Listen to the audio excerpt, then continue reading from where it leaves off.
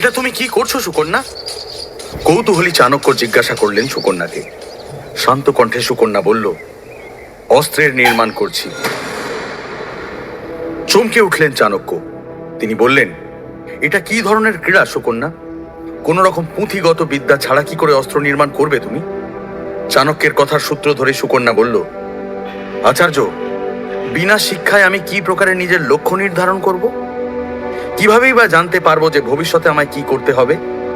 কিভাবে নিজের লক্ষ্যকে বৃহত্তর রূপে প্রকাশ করে রাষ্ট্র নির্মাণের ক্ষেত্রে নিজের যোগদান করব? সুকন্যার উত্তর শুনে চাণক্য মৃদু হেসে বললেন, সুকন্যা, তোমার কাছ থেকে আমি এইটাই আশা করেছিলাম। এখন তুমি যখন তোমার লক্ষ্য বৃহত্তর পর্যায়ে নিয়ে গিয়ে সমর্পণের ইচ্ছা প্রকাশ করেছ, তখন একটা উপায় আমাকে বের করতেই হবে।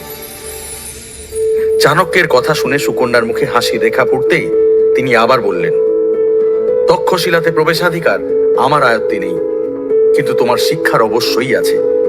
সুকন্যা এবার চাণক্যকে সশ্রদ্ধ প্রণাম করে বলল, আচার্য, আমি কেবল শিক্ষা গ্রহণ করতে ইচ্ছুক, আর শিক্ষা গ্রহণের জন্য একজন শিক্ষক আবশ্যক, তক্ষশিলা নয়। আর আপনার থেকে উত্তম শিক্ষক আর কেউ হতে পারবে না। চাণক্য তাকে আশীর্বাদ দিয়ে বললেন, বেশ, আমি দেখছি তুমি আশ্রমে ফিরে যাও। চাণক্যের কথা শোনা মাত্রই সুকন্যার মুখে স্বস্তি আর সন্তোষ একই সাথে পরিলক্ষিত হলো। আনন্দিত হয়ে আশ্রমে ফিরে এলো সুকন্যা। সূর্যোদয় হয়েছে। উজ্জ্বল আলোয় চারিদিক আলোকিত। পাখিদের মধুর কলতানে নিদ্রা ভঙ্গ হলো চন্দ্রগুপ্তর। সে কুটিরের বাইরে আসতেই সুরজমল তাকে দেখে বলল, চন্দ্রগুপ্ত, চলো, আজকে তোমাকে তীরন্দাজির অভ্যাস করতে হবে। সুরজমলের কথা কর্ণগোচর হতেই চন্দ্রগুপ্তর মুখ উদ্ভাসিত হয়ে উঠল। অবশেষে সুরজমল তাকে ধনুর্বিদ্যার প্রশিক্ষণ দিতে চলেছিল। তখনই তার সুকন্যার সাথে সাক্ষাৎ হলো। মুখ দেখেই চন্দ্রগুপ্ত উপলব্ধি করল সুকন্যা অত্যন্ত খুশি। খুশির কথা জানতে চাইতেই সুকন্যা তৎক্ষণাৎ এক নিঃশ্বাসে চাণক্যের সমস্ত কথা ব্যক্ত করল। কিছুক্ষণ পরেই চন্দ্রগুপ্ত আর সুকন্যা সুরজমলের সাথে আশ্রমের পেছনে একটা খোলা ময়দানে উপস্থিত হলো। ময়দানের মধ্যে বিভিন্ন ধরনের অস্ত্রশস্ত্র রাখা ছিল। সুরজমল ওই অস্ত্রের মধ্যে থেকে একটা ধনুক তুলে নিল, আর সেটা চন্দ্রগুপ্তর হাতে ধরিয়ে দিয়ে তাকে সোজা সামনের দিকে দৃষ্টিপাত করার আদেশ দিল। চন্দ্রগুপ্ত দেখল সামনে বিশাল আকার একটা অশ্বত্থ গাছ, যার শাখা প্রশাখা থেকে অসংখ্য পাখির প্রতিরূপ ঝুলন্ত অবস্থায় রয়েছে। সুরজমল চন্দ্রগুপ্তর হাতে একটা তীর দিয়ে বলল, সামনে ঝুলন্ত পাখির প্রতিরূপগুলোই তোমার লক্ষ্য। তীরের সাহায্যে তোমায় লক্ষ্য ভেদ করতে হবে। স্মরণে রেখো, একাগ্রতাই লক্ষ্য ভেদ করার একমাত্র উপায়। চন্দ্রগুপ্ত সুরজমলের আদেশানুসারে সেই তীর নিক্ষেপ করল। সেটা বিপরীত দিশার দিকে ধাবিত হলো। এই দেখে চন্দ্রগুপ্ত আর সুকন্যা দুজনেই হতাশ হয়ে গেল।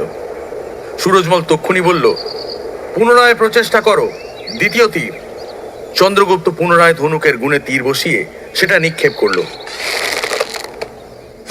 কিন্তু আবার সেটা কিছু দূর ধাবিত হয়েই নিচে পড়ে গেল। সুরজমল বলে উঠল, পরের বাণ। চন্দ্রগুপ্ত আবার একাগ্র চিত্তে প্রচেষ্টা করল, আর এইভাবেই অভ্যাস করতে করতে সকাল পেরিয়ে দ্বিপ্রহর হয়ে গেল। এইভাবে অভ্যাস করতে করতে চন্দ্রগুপ্ত সর্বশরীর ঘামে ভিজে উঠল, কিন্তু সে বারংবার লক্ষ্য ভ্রষ্ট হল। বৃক্ষে ঝুলন্ত একটা পাখির প্রতিরূপকেও চন্দ্রগুপ্তর তীর ভেদ করতে সক্ষম হলো না। চন্দ্রগুপ্তর সহ্য শক্তি এবার ভাঙতে শুরু করেছিল। সুরজমল চন্দ্রগুপ্তর প্রদর্শন দেখে হতাশ হলো। চন্দ্রগুপ্ত নিরাশ হয়ে বলল, আমি কি অন্য কোনো অস্ত্রের অভ্যাস করতে পারি না? সুরজমল তৎক্ষণাৎ বলে উঠল, না চন্দ্রগুপ্ত, তক্ষশিলাতে প্রবেশাধিকার পেতে হলে তোমার সব রকম অস্ত্রের ব্যবহার জানা অনিবার্য। হতাশা তখন চন্দ্রগুপ্তকে গ্রাস করে ফেলেছিল। সে পুনরায় অভ্যাস করার অবস্থায় ছিল না। সুকন্যা এই দৃশ্য দেখতে পারছিল না। হঠাৎই সে কিছু একটা ভেবে খাবারের পুঁটুলিতে রাখা একটা আপেল আর সেখানে অস্ত্রের মধ্যে রাখা একটা ছোরা তুলে নিল। পরক্ষণে সে এমন একটা কাণ্ড করলো যে কেউ কল্পনাও করতে পারবে না। চন্দ্রগুপ্ত, এবার লক্ষ্য ভেদ করো, চিৎকার করে বলল সুকন্যা। চন্দ্রগুপ্ত আর সুরজমল তার দিকে তাকাতেই তাদের হৃদস্পন্দন যেন অকস্মাৎ থমকে গেল। সুকন্যা অশ্বত্থ গাছটার নিচে মাথার উপরে আপেল রেখে দাঁড়িয়ে। মুহূর্ত পরেই নিজেকে সামলে সুরজমল ভীত স্বরে বলে উঠল, সুকন্যা, এটা তুমি ঠিক করছো না।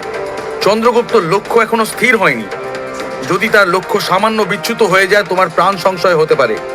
কিন্তু সুকন্যা নির্ভীকভাবেই উত্তর দিল, আমার কিচ্ছু হবে না আচার্য। আমার দৃঢ় বিশ্বাস আছে চন্দ্রগুপ্ত নিখুঁতভাবেই লক্ষ্যভেদ করবে। চন্দ্রগুপ্ত ভয় পেয়ে বলে উঠল, না সুকন্যা না, তোমার জীবন সংকটে ফেলতে পারবো না আমি। তখনই সুকন্যা এক অদ্ভুত কাণ্ড করে বসল। সে হাতের ছোরাটা নিজের গলার কাছে রেখে বলল, যদি তুমি লক্ষ্য স্থির না করো তাহলে এই ছোরাটা নিমেষেই আমার গলার এপার ওপার চিরে দেবে। তোমার কাছে সময় খুব কম চন্দ্র। এই ছোরা আমার গলাকে ছিন্ন বিচ্ছিন্ন করার আগেই লক্ষ্য স্থির করো। সুরজমল সুকন্যার এই হঠকারিতা দেখে স্তম্ভিত হয়ে গেছিল। সুকন্যা দ্রুত গতিতে ছোরাটা নিজের গলায় অল্প অল্প করে বিদ্ধ করছিল। মুখাবয়বে যন্ত্রণা স্পষ্ট, অশ্রুতে সিক্ত কপাল। চন্দ্রগুপ্ত এই হৃদয় বিদারক দৃশ্য সহ্য করতে না পেরে পুনরায় ধনুকে স্বর সজ্জিত করে সেটা নিক্ষেপ করতে উদ্যত হল। সুরজমল বুঝে উঠতে পারছিল না যে তার কি করণীয়। সুকন্যাকে বাধা দেওয়া সে সমীচীন মনে করল না। বিপদের আশঙ্কায় তার প্রাণ কেঁপে উঠল। সুরজমল একবার সুকন্যা আর একবার চন্দ্রগুপ্তর দিকে দেখছিল। চন্দ্রগুপ্ত তার সমস্ত একাগ্রতা সুকন্যার মস্তকের ওপর রাখা আপেলটার উপরে কেন্দ্রীভূত করল। চোখ বন্ধ করল চন্দ্রগুপ্ত। পরক্ষণে চোখ খুলতেই সামনে কেবলমাত্র আপেলটাই দেখতে পাচ্ছিল সে। একটা প্রকাণ্ড দীর্ঘশ্বাস ফেলে তীর নিক্ষেপ করল চন্দ্রগুপ্ত। হাওয়ার গতিতে ধাবমান তীর। হৃদয় কেঁপে উঠল সুরজমলের। অকস্মাৎ এই বিপদের সাথে কিভাবে যুঝবে সুরজমল? চন্দ্রগুপ্ত তীর নিক্ষেপ করার সাথে সাথেই সুরজমল সুকন্যার দিকে তাকালো। কিন্তু সেদিকে তাকাতেই বিস্ময়ে যেন বাক রুদ্ধ হয়ে গেল সে। নিজের চোখকে বিশ্বাস করতে পারছিল না সুরজমল। সে দেখল সুকন্যা সুস্থ অবস্থায় দাঁড়িয়ে রয়েছে, আর তার মস্তকে রাখা আপেলটা চন্দ্রগুপ্তর তীরের দ্বারা নিখুঁতভাবে ভাগ হয়ে গেছে দুটো খণ্ডে। এবার সুকন্যা বৃক্ষের নিচে থেকে সরে যেতেই চন্দ্রগুপ্ত আবার ধনুক তুলল এবং তীর নিক্ষেপ করে ঝুলন্ত পাখির প্রতিরূপগুলোর প্রত্যেকটার লক্ষ্য ভেদ করল। সুরজমল চন্দ্রগুপ্তর প্রদর্শন দেখে অত্যন্ত খুশি হয়ে উৎসাহের সাথে বলল, তোমার আজকের প্রশিক্ষণ সম্পূর্ণ হলো। এবার চন্দ্রগুপ্ত সুকন্যার দিকে তাকিয়ে চোখে চোখেই যেন ধন্যবাদ জ্ঞাপন করল। এরপর দুজনে আশ্রমের দিকে অগ্রসর হতেই সুরজমল পেছন থেকে ডাক দিল, চন্দ্র। চন্দ্রগুপ্ত পেছনে তাকাতেই দেখল সুরজমল একটা আপেল হাওয়ায় ছুঁড়ে দিয়েছিল। চন্দ্র তৎক্ষণাৎ তার তীরের সাহায্যে লক্ষ্যভেদ করে হাওয়াতেই আপেলটাকে খণ্ডিত করে দিল। এই দৃশ্য দেখে সুকন্যা আর সুরজমল দুজনেই পুলকিত হয়ে উঠল। মনে হলো চন্দ্রগুপ্তর মধ্যে যেন নতুন কোনো শক্তির সঞ্চার হয়েছে। ঠিক তখনই তক্ষশিলা থেকে বহু ক্রোশ দূরে মগধের রাজধানী পাটলিপুত্রতে মহামন্ত্রী অমাত্য নিজের কক্ষে বসে কোনো বিষয় নিয়ে গভীর চিন্তামগ্ন ছিলেন। ঠিক তখনই একজন সৈনিক তার কক্ষে দৌড়তে দৌড়তে এসে বলল, মহামন্ত্রী, একজন সৈনিক কোনো গোপনীয় সংবাদ নিয়ে মন্ত্রী শম্ভুনাথের কক্ষের দিকে অগ্রসর হচ্ছে। আপনি আদেশ দিলে তাকে এখানে ধরে নিয়ে আসবো? না না বলেই অমাত্য নিজের দ্রুত পদে শম্ভুনাথের কক্ষের দিকে অগ্রসর হলেন। বার্তাবাহক শম্ভুনাথের কক্ষের বাইরে পর্যন্ত পৌঁছে গেছিল। তার হাতে তালপাতার পত্র ছিল, যেটা স্বয়ং চাণক্য প্রেরণ করেছিলেন। কক্ষের অভ্যন্তরে মন্ত্রী শাক্তারও উপস্থিত ছিলেন। বার্তাবাহক কক্ষে প্রবেশ করতেই যাচ্ছিল, ঠিক তখনই পেছন থেকে অমাত্য তাকে উদ্দেশ্য করে ডাকলেন ও প্রবেশে বাধা দিলেন। এই শুনে শম্ভুনাথ ও শাক্তারও বাইরে বেরিয়ে এলেন। মহামন্ত্রী অমাত্য সৈনিকের নিকটে এসেই তার হাত থেকে তালপত্র ছিনিয়ে নিয়ে কড়া সুরে বলল, এই বার্তা কার জন্য এনেছ? এই দেখে সেখানে উপস্থিত শাক্তার এবং শম্ভুনাথ বিস্মিত হয়ে গেলেন। মহামন্ত্রী, শম্ভুনাথের জন্য। সৈনিক নত মস্তকে উত্তর দিল। মুহূর্তেই মহামন্ত্রী অমাত্যর মুখে একটা কুটিল হাসি ফুটে উঠল। সে বলে উঠল, ক্ষমা করবেন মহোদয়, কিন্তু মহারাজ ধননন্দ আমায় আদেশ দিয়েছেন রাজপ্রাসাদে আসা প্রতিটি পত্রের ওপরে কড়া নজর রাখতে ও সেই বিষয়ে তাকে অবগত করতে। বিষয়টা সুরক্ষার সঙ্গে সম্পর্কিত কিনা? কথাটা শোনা মাত্রই মন্ত্রীদ্বয়ের মুখ বিবর্ণ হয়ে গেল। তারা জানতেন যে এই বার্তা অবশ্যই চাণক্য প্রেরণ করেছিলেন, কিন্তু এই মুহূর্তে ওই পত্র অমাত্যর হাতে যেতে দেখে তাদের কপালে চিন্তার ভাঁজ সুস্পষ্ট রূপে পরিলক্ষিত হলো। অমাত্য পত্রটা হাতে নিয়ে পড়তে উদ্যত হলেন। মন্ত্রী শম্ভুনাথ ও মন্ত্রী শাক্তার অমাত্যকে বাধা দিতে চাইছিলেন, কিন্তু প্রতিকূল পরিস্থিতির কারণে চুপ থাকাটাই শ্রেয় মনে করলেন। তালপত্র খুলে অমাত্য বিস্মিত হয়ে দেখল যে পত্রটি ফাঁকা। কিছুই লেখা ছিল না তাতে। অমাত্য শম্ভুনাথের দিকে তাকিয়ে বিস্ময়ের সাথে বললেন, এর মধ্যে তো কিছুই লেখা নেই, এ আবার কেমন প্রকারের পত্র? শম্ভুনাথ আর শাক্তার উপলব্ধি করলেন যে চাণক্য নিশ্চয়ই কোনো কারণবশত এরূপ পত্র প্রেরণ করেছে। শম্ভুনাথ প্রথমে কিছুটা ইতস্তত করলেও পর মুহূর্তে নিজেকে সামলে নিয়ে বললেন, কি জানি মহামন্ত্রী, হয়তো ভুলবশত ফাঁকা ভূজ্যপত্র পাঠিয়ে ফেলেছেন। প্রতিবেশী রাজ্যের থেকে আমার কাছে একটা বার্তা পৌঁছানোর ছিল, সম্ভবত তাদের দ্বারা কোনো ত্রুটি হয়েছে। অমাত্যর মুখে পরাজয়ের ছাপ ফুটে উঠতেই তিনি বিরক্ত হয়ে সৈনিককে বললেন, কে দিয়ে গেছে এই বার্তা?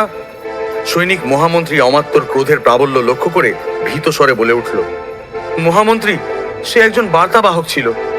কোন রাজ্য থেকে এসেছিল? গর্জে উঠলেন মহামন্ত্রী অমাত্য। মহামন্ত্রী, সেটা তো জিজ্ঞাসা করিনি, কম্পিত গলায় উত্তর দিল সৈনিক। অমাত্যর চোখে ক্রোধের আগুন জ্বলছিল। শম্ভুনাথ ও শাক্তার মহামন্ত্রী অমাত্যর বিবর্ণ চেহারা দেখে মনে মনে অত্যন্ত প্রসন্ন হলেন। চাণক্যের চাতুর্যের কাছে মহামন্ত্রী অমাত্যর কৌশল নিতান্তই বাল খিলল। এবার অমাত্য নিজের সমস্ত ক্রোধ ওই তাল পাতার পত্রের উপরে উগরে দিয়ে সেটাকে ছিন্ন বিচ্ছিন্ন করে সেখানেই ফেলে দ্রুত পদে প্রস্থান করলেন। সৈনিকও অনুসরণ করলো তাকে। কিন্তু শম্ভুনাথ ও শাক্তার প্রমাদ গুনলেন। চাণক্য প্রেরিত পত্র ছিন্ন বিচ্ছিন্ন। কিভাবে উদ্ধার করবে মন্ত্রীদ্বয় চাণক্যের পাঠানো বার্তা? কি বার্তা পাঠাতে চেয়েছিলেন চাণক্য? চাণক্যের মগধ জয়ের স্বপ্ন কি অচিরেই সমাপ্ত হয়ে যাবে? दोस्तों, अगर आपको ये कहानी पसंद आई हो तो वीडियो को लाइक करें और अपने दोस्तों के साथ शेयर करें। ऐसी ही और मजेदार और दिलचस्प कहानियों के लिए कृपया स्टोरी E2 चैनल को सब्सक्राइब करना न भूलें और बेल आइकन को दबाएं ताकि आपको हमारे सभी नए वीडियो के बारे में जानकारी मिलती रहे। धन्यवाद।